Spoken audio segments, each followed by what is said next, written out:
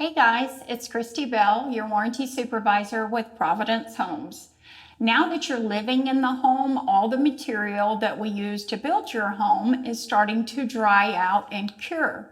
So in that process, you're going to find areas that start to crack. So today we're going to focus on your showers and caulking the shower corners when they crack. Caulking is one of the most important homeowner maintenance that you'll learn. You need the appropriate tools. So here is a caulk gun. We will be using sanded caulk, which is the same color of your grout. Put it in there.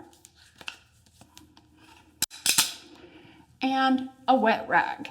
First, you would want to cut the tip of the caulk, and they have a little slot right there to do that. And then put your caulk tube in, tighten it up, and then you will just pull the trigger.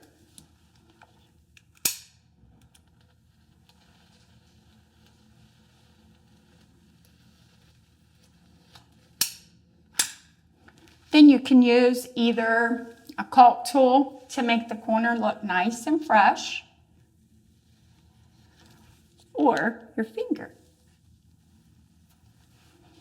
Then you just want to clean it up, wipe any excess off, and let it dry, and you're all done. Thank you guys for watching our videos.